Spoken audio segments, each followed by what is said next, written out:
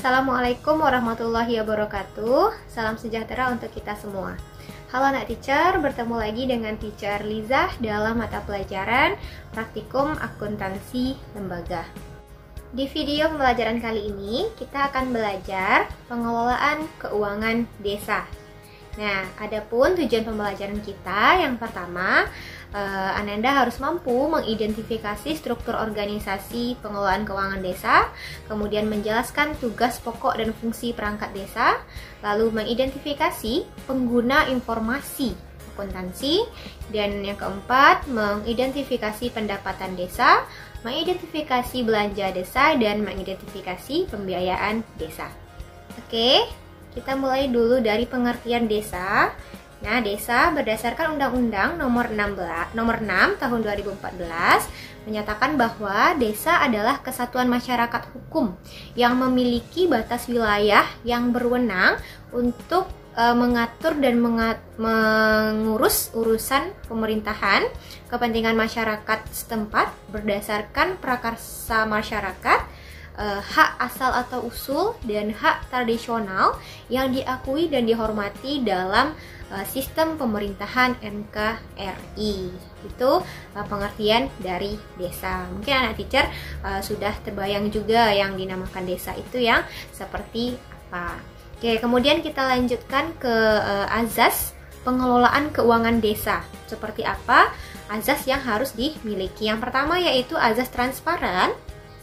Azas ini di mana pemerintah desa harus memberikan informasi secara terbuka dan jujur kepada masyarakat, baik itu dalam penerimaan pendapatan dan pengeluaran yang dilakukannya.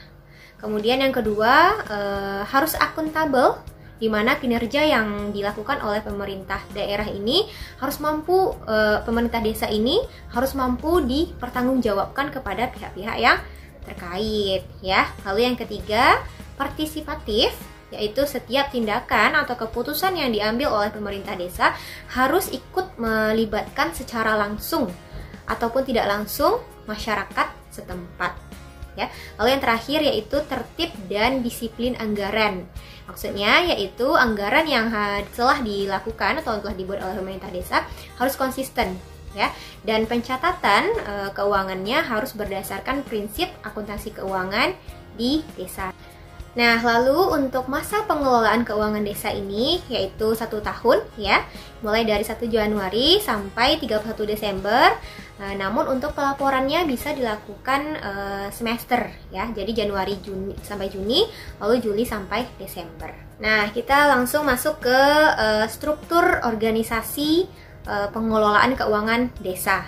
Nah, seperti yang Anda tahu, bahwasanya pemerintah desa itu dipimpin oleh kepala desa, ya. Nah, kepala desa ini akan dibantu oleh PTPKD, pelaksana teknis pengelolaan keuangan desa. Nah, PTPKD ini dia punya bagian lagi. Yang pertama yaitu koordinator PTPKD.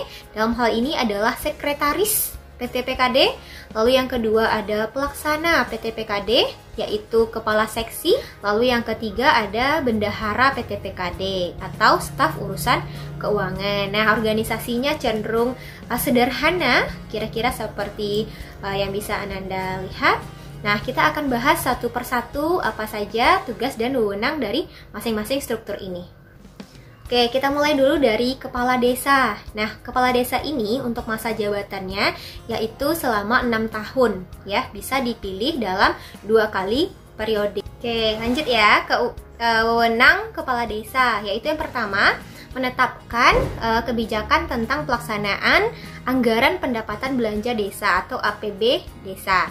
Lalu menetapkan PTPKD, menetapkan struktur organisasinya.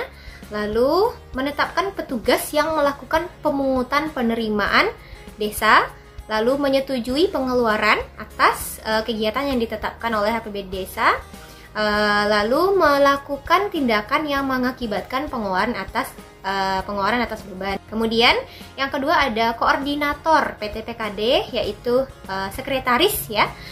Tugasnya yang pertama yaitu menyusun dan melaksanakan kebijakan pengelolaan APB desa, lalu menyusun rancangan peraturan desa dan tentang APB desa, perubahan APB desa dan mempertanggungjawabkan pelaksanaan APB desa.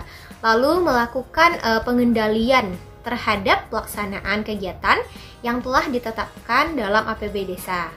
Lalu menyusun dan mempertanggungjawabkan pelaksanaan APB desa. Lain yang terakhir yaitu melakukan verifikasi terhadap bukti-bukti penerimaan dan pengeluaran APB desa. Itu tugasnya sekretaris desa. Lalu yang ketiga ada tugas pelaksana. Pelaksana di sini adalah kepala seksi kegiatan yang terdiri dari beberapa orang, tergantung kegiatan yang akan dilaksanakan oleh desa tersebut. Yang pertama yaitu menyusun rencana pelaksanaan kegiatannya, kemudian melaksanakan kegiatan bersama lembaga kemasyarakatan desa yang telah ditetapkan, kemudian melakukan tindakan pengeluaran yang menyebabkan atas beban anggaran belanja kegiatan, kemudian mengendalikan pelaksanaannya dan melaporkan perkembangan pelaksanaan kepada kepala desa. Dan yang terakhir yaitu menyiapkan dokumen anggaran dan beban pengeluaran pelaksanaan kegiatan. Nah, jadi pelaksana atau kepala seksi ini harus berkoordinasi juga dengan sekretaris desa, ya. Kemudian yang terakhir yaitu bendahara PTPKD. Ini yang akan kita fokuskan nanti di bendahara PTPKD-nya, yaitu tugasnya menerima, menyimpan, menyetorkan dan membayar, menata usahakan dan mempertanggungjawabkan penerimaan pendapatan desa dan pengeluaran pendapatan desa. Oke, kita lanjutkan ke anggaran pendapatan belanja desa, ya, APB desa yang disusun oleh sekretaris desa dan disetujui dan ditandatangani oleh kepala desa. Nah, APB desa ini terdiri atas 3 komponen. Yang pertama ada pendapatan desa, ada belanja desa, dan pembiayaan desa.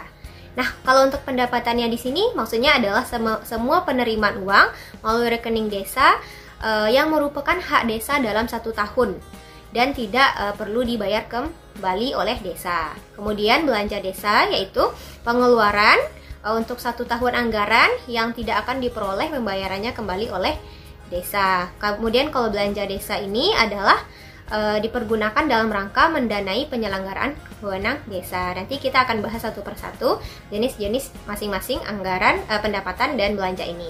Sedangkan untuk pembiayaan yaitu penerimaan yang perlu dibayar kembali atau pengeluaran yang akan diterima kembali oleh desa. Oke, kita bahas dulu dari pendapatan desa. Nah, pendapatan desa ini terbagi lagi dia menjadi 3 jenis, yaitu yang pertama ada pendapatan asli desa, PAD desa, yang terdiri atas hasil usaha, hasil aset, swadaya partisipasi dan gotong royong, lain-lain pendapatan yang sah. Jadi ini murni diperoleh dari hasil kekayaan dari desa.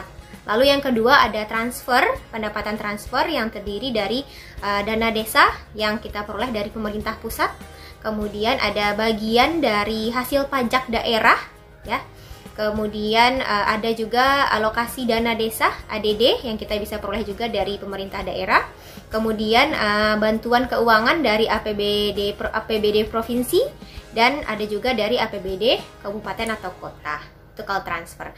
Lalu yang ketiga ada pendapatan lain-lain yang sah, yaitu seperti hibah dan sumbangan dari pihak ketiga.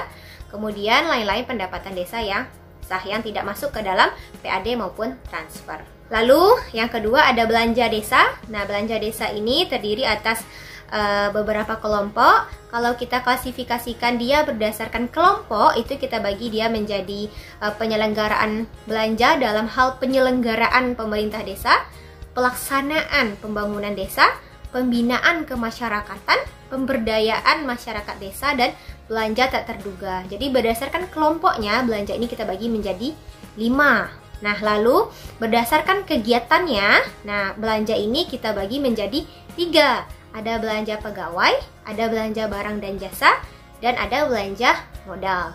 Nah, untuk lebih lengkapnya nanti akan kita lihat di penata usahaan pengelolaan keuangan desa. Nah, lalu yang ketiga ada pembiayaan desa. Pembiayaan ini terdiri dari dua jenis, yaitu penerimaan pembiayaan yang termasuk dalam penerimaan pembiayaan ini yaitu sisa lebih perhitungan anggaran, silpa tahun sebelumnya, kemudian pencairan dana cadangan, hasil penjualan kekayaan desa yang dipisahkan. Lalu kalau untuk pengeluaran pembiayaannya yaitu untuk pembentukan dana cadangan dan penyertaan modal.